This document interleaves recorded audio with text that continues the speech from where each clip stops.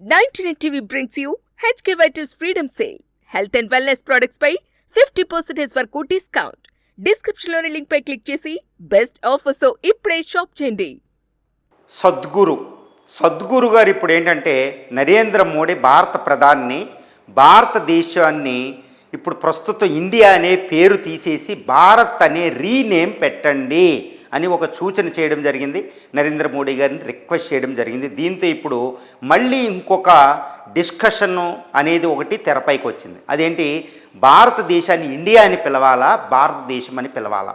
కానీ ఇప్పుడు ప్రస్తుతం ఏంటంటే భారత్ అనే పేరు మార్చండి, ఇండియా అనే పేరు ఫారినర్స్ పెట్టారు, వద్దు అని చెప్తున్నారు. అసలు చరిత్ర అనే దాన్ని ఎందుకు ఇలా డిస్టార్ట్ చేస్తున్నారు? చరిత్రని దారుణంగా తిరగదోడుతున్నారు. ఒకప్పుడు బ్రిటిష్ వాడు భారతదేశ చరిత్రని నిజంగా చెప్పాలంటే బ్రిటిష్ వాడు దరిద్రం చేసేసాడు భారతదేశ చరిత్రని. ఎంతటి దారుణం అంటే భారతదేశానికి చరిత్రే లేదు, భారతదేశాల్లో చరిత్ర బుక్సే లేవు అన్నట్టు చేసేసాడు. మన మైథాలజీ, మన యొక్క చారిత్రక పురుషులే రామాయణ మహాభారతాల్లో ఉన్న ఇమ్మాక్యులేట్ హీరో చారిత్రక పురుషుల్ని వాళ్ళు ఏం చేశారంటే ఒక మైథలాజికల్ పురుషులు చేశారు. భారతదేశ సంస్కృతిని వాడు మగ్గుపాలు చేస్తే మళ్ళీ మనం కూడా దాన్ని బగ్గుపాలు చేసుకుంటున్నాం. ఇప్పుడు సద్గురు గారు కూడా భారతదేశాన్ని ఇండియా వద్దు భారత్ అని పేరు పెట్టడం ఎంతటి చరిత్రను పరిశీలిస్తే తప్పో రేటో మీరే చెప్తారు. అసలు భారతదేశానికి ఇండియా పేరు ఎలా వచ్చింది, భారత్ పేరు ఎలా వచ్చింది? ఇంకా పేరు జంబూ ద్వీప, ఫస్ట్ పేరు భారతదేశానికి వచ్చింది జంబూ ద్వీప, తర్వాత భారత్ అనే పేరు, తర్వాత ఆర్యవర్త, భరత్వర్ష, భారత్, హిందుస్థాన్, ఇన్ని పేర్లు ఉంటాయండి భారతదేశానికి. ఇన్ని పేర్లు ఉన్నాయి. ఏ పేరు ఎప్పుడు వచ్చింది? ఈ పేర్లు బయటోడు ఎవ్వడూ పెట్టలేదండి. భారతదేశానికి ఏ పేరు కూడా బయట నుంచి రాలేదనేది ఒక కంటెన్షన్ అన్నమాట, ఒక విధానం. మరి దీన్ని మనం పరిశీలించాలంటే ఒక్కసారి ఒక్కొక్క పేరు దగ్గరికి వెళ్దాం. ఇప్పుడు సద్గురు గారు చరిత్ర తెలియకుండా మాట్లాడారనేది కూడా మీరు అవగతం చేసుకుంటారు, అందరూ అవగతం చేసుకుంటారు. భారతదేశానికి ఇండియా పేరు ఇండియాదే, బయటోడు పెట్టలేదనేది కూడా మనకు అవగతం అవుతుంది. ఎందుకంటే బయటోళ్లే మన పేర్లు పెట్టుకున్నారు. ద గ్రేట్ రోమ్ రాముడి మీద పేరు పెట్టుకుంది. ఈజిప్షియన్ చక్రవర్తులు రామ్సే రాముడి పేరు మీదుగా పేర్లు పెట్టుకున్నారు. కరెక్ట్గా ఇవన్నీ మనం చూడాలి. భారతదేశం ప్రపంచ సంస్కృతిలో ఎక్కువ భాగం భారత సంస్కృతి నుంచి వెళ్ళింది. ఇది నేను చెప్పేది కాదు, Friedrich Max Muller India what can it teach us అనే బుక్లో ఆయనే మ్యాక్స్ ముల్లరే చెప్తాడు, Greek, Saxon, the great cultures అని ఇండియా నుంచి తెచ్చుకున్నాయని. మరి దీన్ని ఏమనాలి? మనం పరాయి పేర్లని ఎలా చెప్తున్నారు మీరు? ఇది మనం వినాలి. ఫస్ట్ జంబూ ద్వీప, భారతదేశానికి ఈ భూఖండానికి అంటే హిమాలయాల నుండి ఈ కింద ప్రాంతమే కాదు, హిమాలయాలు దాటి సైబీరియా అంటే దాన్ని పాల సముద్రం అనేవాళ్ళు, హిరణ్యకాక్షుడు పరిపాలించే ఇరాన్ టెరిటరీ, మెసపోటేమియా ప్రాంతాన్ని, ఈస్ట్ ఆఫ్రికా, ఇటు ఇండోనేషియా, మయన్మార్, ఈ ప్రాంతం అంతా కలిపితే అంటే అటు పసిఫిక్ నుంచి, ఉత్తరాన పసిఫిక్ నుంచి కింద ఉన్న హిందూ మహాసముద్రం, ఇటు అట్లాంటిక్ని తాకుతూ కింద ఉన్న ఆర్కిటిక్ టు అంటార్కిటిక్ మహాసముద్రాల మధ్యన పసిఫిక్ తీరం, ఇటు అంటార్కిటిక్ తీరం ఉండేది జంబూ ద్వీప. జంబూ అంటే మన నేరేడు చెట్టు. ఈ ప్రాంతం, ఈ చెట్టు పండే ప్రాంతం అంతటిని జంబూ ద్వీప అనేవాళ్ళు. ఈ ద్వీపం అంతా భారత చక్రవర్తుల ఆధీనంలో ఉండేది. భారత సంస్కృతి సాంప్రదాయాల ప్రకారం ఉండేది. అందుకని వేదాల్లోకి వెళ్తే ఆర్కిటిక్ సముద్రాన్ని పాల సముద్రం అని, ఈ బైకాల్ లేకు కింద ఇవన్నీ పేర్లు ఉంటాయి. మనం అందుకని కంబోడియా, అంకోవర్ వాటు, ఇండోనేషియా, బాలి ద్వీపాలు, ఆఫ్రికాలో ఈజిప్షియన్ పిరమిడ్ల దగ్గర, ఈవెన్ ఈ యొక్క అరేబియన్ పెనిన్సులా దగ్గర కూడా మన భారత సాంప్రదాయానికి సంబంధించిన ఎన్నో చిహ్నాలు లభ్యమైనవి. మరి ఇప్పుడు జంబూ ద్వీప అనేదే ఒకప్పుడు అఖండ భారత్, ఇప్పుడు చెప్పుకునే అఖండ భారత్ కంటే అతిపెద్దది జంబూ ద్వీప. మరి దీన్ని ఏమనాలి? అందుకనే వేద మంత్రాల్లో ఉంటుంది జంబూ ద్వీపే భరతఖండే, దిక్కులు చెప్తారు కదండి. జంబూ ద్వీప ఎంత సాంప్రదాయంగా ఉందో చూడండి, ఎంత అద్భుతంగా ఉందో. ఇది మొట్టమొదటి పేరు, ఇది భారతదేశానికి ఒరిజినల్ ఫస్ట్ నేమ్. తర్వాత ఏంటంటే భారత్ అనేది. భారత్ అంటే అందరూ అనుకున్న శకుంతల, దుష్యంతుల మహాభారత కాలం కాదండి. మహాభారత కాలం కంటే ముందే రామాయణ కాలం, దానికంటే చాలా ముందు ఇండస్ వ్యాలీ, దానికంటే ముందు ఇంకా ముందు ఇండస్ వ్యాలీ సివిలైజేషన్ ఒకేసారి నెత్తి మీద నుంచి ఊడిపడిపోయిందా? దాని వెనకాల ఎంత చరిత్ర ఉంటుందండి. 10,000 సంవత్సరాల క్రితం 10,000 BCలో మొట్టమొదటి అగ్రికల్చర్ ఇప్పుడున్న టర్కీ, మెసపోటేమియా, ఇండియాలో ఉద్భవించింది, చైనాలో. అప్పుడు పుట్టింది. అప్పుడు భరత చక్రవర్తి ఒక ఆయన ఉండేవాడు.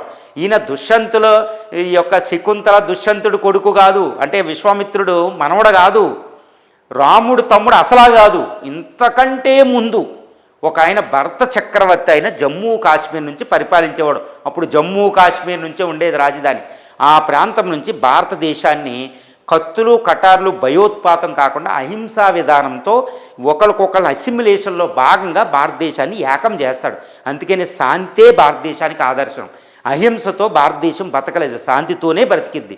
అందుకని బుద్ధుడు గాంధీ అయితే అహింసతోనే స్వతంత్రం అందుకనే వచ్చిందనమాట.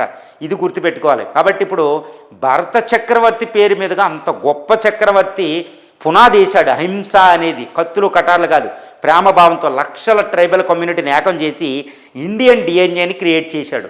ఇది భారతదేశం. మరి దీన్ని భరత చక్రవర్తితో అద్భుతమైన నేమ్, తిరుగులేని పేరండి. ఆ పేరు భారతదేశానికి ఉండదగింది. ఇక రెండోది. ఇక మూడోది ఏంటంటే ఇండియా. ఇది అసలైంది. ఇండియా పేరు బయటోళ్ళు పెట్టారు. ఎవరండి బయటోళ్ళు పెట్టింది? ఇది అసలైన క్వశ్చన్. ఇండియా పేరు అనే పేరు భారత సంస్కృతికి మూలమైన సింధు నది నుంచి వచ్చింది. సింధు అంటే సంస్కృత వర్డు, సింధు అంటే ఇంగ్లీష్లో దాని అర్థం ఏంటంటే sea of a water sheet అనమాట. అంటే ఒక సముద్రంలాగా ఉండేది. అటు పర్షియా నుంచి గ్రీకు నుంచి వచ్చేవాళ్ళు యూరోపియన్స్ ఎవరైనా వస్తే సింధు నది దాటి ఇండియాలోకి ఎంటర్ అవ్వాలి. ఈ సింధుని షీట్ ఆఫ్ వాటర్, అది చాలా విశాలంగా జీవనది అనమాట. దానిని చూసి ఒక మిస్మరైజ్ అయిపోయేవారు.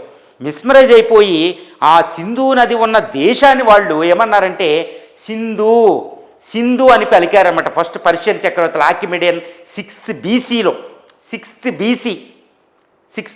బీసీలో అంటే 8000 సంవత్సరాల క్రితం వాళ్ళు ఈ సింధు నది ప్రాంతం ఉన్నదాన్ని సింధు అని పిలిస్తే ఎస్ అనే పదం పర్షియన్స్కి లేదు కాబట్టి ఎస్ని హిందూ అని పిలిచారు. హిందూస్ అయిపోయాం మనం, హిందూ అయిపోయాం అంతే. సింధు కాదండి, వాళ్ళ ఎస్ లేదు కాబట్టి హిందూ అయ్యాం. పర్షియన్ భాషలో కుదరదు కాబట్టి. తర్వాత వచ్చిన గ్రీకులు ఈ దీన్ని హిందూని వాళ్ళు హిండోయ్ అనేవారు. ఇండోయ్ అంటే అర్థం ఏంటంటే, ఈ సాంస్క్రిట్ గ్రీకుల్లో అర్థం ఏంటంటే ఈ ఇండస్ రివర్, సింధు నదికి తూర్పు ప్రాంతంలో నివసించే ప్రజలు అనే అర్థం. Those people are inhabiting in the east side of Indus river. Sindhu నదికి తూర్పు నివసించే ప్రజల్ని ఇండోయ్ అయ్యారు. అది ఇండియా అయ్యింది. అంటే ఈ పేరు ఎక్కడి నుంచి వచ్చిందండి? సింధు నది నుంచి వచ్చింది. సింధు నది వాళ్ళదా, పర్షియన్స్దా, గ్రీకులదా? భారతీయుల్ని సింధు నదికి తూర్పుని ఎక్కువ నివసిస్తాం కాబట్టి ఈ ప్రాంత ప్రజల్ని ఇండియా అన్నారు వాళ్ళు. ఆ పదం వాళ్ళకి అలవాటు అయింది. భారత్ ఇవన్నీ వాళ్ళు పిలుచుకోలేదు. మరి ఇండియా ఎవరిదంటే పేరు? సింధు నది పేరు మీద నుంచి వచ్చిన సింధు నది మన కాదా? సింధు నది వాళ్ళకి ఇచ్చేసామా మనం? పర్షియన్స్కి గ్రీక్స్కి ఇచ్చేసారా? ఇది మనం తెలుసుకోవాల్సిన విషయం. అప్పటికే ఆ సింధు ఈ పేర్లు వచ్చేటప్పటికి భారతదేశం ఇటు గ్రీకు సాక్సన్ అన్ని సంస్కృతుల్ని ఇన్ఫ్లుయెన్స్ చేస్తుంది. దానికి ఉదాహరణకి ఎన్నో ఉదాహరణలు ఉన్నాయి, ఇప్పుడు చెప్పేది కాదు, ఎన్నెన్నో ఉదాహరణలు ఉన్నాయి. మరి ఇప్పుడు ఇండియా పేరుని బయటోళ్ళు పెట్టారు అనడానికి ఎంతటి దారుణమైన విషయం అండి. ఈ బ్రిటిష్ వాళ్ళు వచ్చి మనకు పేర్లు పెట్టారా? పర్షియన్స్ పేర్లు పెట్టారా? ముస్లిమ్స్ పేర్లు పెట్టారా? అసలు ముస్లిం మతం ఎక్కడ పుట్టింది? అప్పటికి క్రిస్టియన్ మతమే పుట్టలేదు, ఇస్లాం మతమే పుట్టలేదు. వాళ్ళు ఎవరండి మనకు పేర్లు పెట్టడానికి? మనమే వాళ్ళకి పేర్లు ఇచ్చాం. కాబట్టి ఇండియా పేరు అనేది ఇండియాకు ఒరిజినల్ నేమ్. విష్ణువుకి సహస్రనామాలు ఉన్నట్టు, లలిత సహస్రనామాలు ఉన్నట్టు ఇండియాకు ఒక పేరు కుదరదు. భరత్ ఉండాలి, జంబూద్వీప్ ఉండాలి, అఖండ భారత్ అని పిలుచుకొని ఇండియాని పిలుచుకోండి. స్థాన్ అంటే ప్లేస్ ఆఫ్. ఇప్పుడు ఉర్దూ కొత్త భాషలు వచ్చినాయి కాబట్టి హిందుస్థాన్ బయట ఉండదా? మన దేశంలోనే అందరూ ఉంటారు కాబట్టి హిందుస్థాన్. ఈ పేర్లన్నీ భారతదేశానికి ఒక విష్ణు సహస్రనామలాగా ఉండాల్సిందే. అంతేగాని వాడిచ్చాడు వీడిచ్చాడు, it's absolutely it's a politics అనమాట. సద్గురు గారు మీరు గొప్ప వ్యక్తి అయిపోవాలనుకుంటే ఇలాంటి ఏమీ సూచించక్కర్లేదు. ఇండియా పేరు ఎవరిది కాదు, సింధు నది రివర్ మీదుగా వచ్చిన మన పేరు. అసలు ఎవరైతే మీరు ఇండియాని పేరు పెట్టారనుకున్నారో వాళ్ళకి మతాలే పుట్టలేదు. అప్పటికి ఇంకా వాళ్ళ మత ప్రవక్తలు పుట్టలేదు, వాళ్ళ మతాలను స్థాపించిన ద గ్రేట్ వ్యక్తులు పుట్టలేదు అప్పటికి ఈ పేర్లు వచ్చేటప్పటికి. కాబట్టి ఇవన్నీ మన ఒరిజినల్ పేర్లు. వీటిని మన చరిత్రని మనం ఇది మనది, ఈ చైనాది కాదు, ఈ చైనాది కాదు, ఈ చైనీస్ రేండి, ఈ చెయ్య ఒరిజినల్ అన్నట్టు ఉందన్నమాట. India this is the unity in diversity, miniature of the earth ఇది. Okay, anthropological museum of the world, fountain head of the knowledge. India is India అండి, నో ప్యారలల్. ఇండియాకి సాటి వచ్చే దేశం ప్రపంచంలో ఏదీ లేదు. It's fountain head of the knowledge అనమాట. ఇది నేను చెప్పింది కాదు. అరిస్టాటిలు, ఫెడరిక్ మ్యాక్స్ ముల్లర్లు, వీళ్ళందరూ ఆండ్రూ మ్యాడిసన్లు బయట వాళ్ళు చెప్పిందే చెప్తాం. మనం చెప్పుకున్నది మనం గొప్పగా చెప్పుకోవడం కాదు. This is what India. Frederick max Muller India what can it teach us అనే ఒక్కసారి ఆ బుక్ని చదవాలని వీళ్ళందరూ చదవాలని నేను కోరుకుంటున్నా. ఆయన బయటోడు మన సంస్కృతి, మన సాంస్క్రిట్ లాంగ్వేజ్ కోసం ఆయన చెబుతుంటే కళ్ళంట ఆనంద బాష్పాలు వస్తాయి మీకు. ఈ ఒక సాంస్క్రిట్ కోసం చెప్తుంటే, వేదాంత కోసం ఆయన చెప్తుంటే కళ్ళంట నీళ్ళు వస్తాయి మీకు. సద్గురు గారు చెప్తున్నా కదా, ఫెడరిక్ మ్యాక్స్ ముల్లర్ సంస్కృత భాష కోసం, మన ట్రాన్సెండెంట్ వేదాల కోసం, తర్వాత హిందూ వ్యూ ఆఫ్ లైఫ్లు వీటి కోసం మాట్లాడుతుంటే సద్గురు నోట్లోంచి ఎప్పుడూ కూడా అలాంటి మాట రాలేదు. అందుకని ఫెడరిక్ మ్యాక్స్ ముల్లర్ బుక్ ఒక్కసారి చదివితే మన సాంస్క్రిట్ లాంగ్వేజ్ ఎంత గొప్పదో కూడా మనకు తెలుస్తుందండి. అసలు గొప్పదనమాట. ఆయన ఒకటే అంటాడు, ఆ పదంలో అంటాడు, ఈ ఆకాశం కింద, under the sky, okay, if I were asked by any one which country is the greatest, which country is the paradise on the earth, ఏది స్వర్గం లాంటిది ఆకాశం కింద ఏది అని ఏ దేశాన్ని అడిగితే నేను ఇండియా వైపు చూపిస్తానని చెప్తానండి. ఆ పదాలు వినాలన్నమాట. కాబట్టి ఇండియా అనే పదం ఇండియాదండి, ఎవడో బయట పెట్టలే. దాన్ని భారత్ మార్చకండి. భారత్ ఉంటుంది, భారత్ మీరు మార్చక్కలేదు, ఇంకా అది అంతేది భారత్. అందుకనే రాజ్యాంగ నిర్మాతలు చాలా ఆలోచించి ఇండియా అనే పేరుంచి, భారత్ అనే పేరుంచి, హిందుస్థాన్ అనేది ఆప్షన్ కింద వదిలారు. ఇక జంబూ ద్వీపం నువ్వు నేను అనేది కాదు, జంబూ ద్వీపే అనుకుంటేనే మనం వేద మంత్రాలు మొదలవుతాయి కదండి. కాబట్టి ఈ పేర్లని లలిత సహస్రనామం ఈ నామం లాగా వదిలేయండి. వీటి కోసం వివాదాస్పదం చేసి భారతదేశాన్ని డిగ్రేడ్ చేయకండి. ఇప్పుడే కుచించుకుపోయింది దేశం. ఇలాంటి రాజకీయాలు చేసి కుచించుకునేలాగా చేశారు. ఇది అఖండ స్వప్నం అనమాట. దీనికి బౌండరీలు ఉండవు. It's a transcendental country. కాబట్టి దీని మీద వివాదాస్పదాలు చేయకూడదని నేను కోరుకుంటున్నాను. 99 TV brings you HK Vital's Freedom Sale. Health and wellness products పై 50% వరకు డిస్కౌంట్. డిస్క్రిప్షన్ లోని లింక్ పై క్లిక్ చేసి బెస్ట్ ఆఫర్స్ తో ఇప్పుడే షాప్ చేయండి.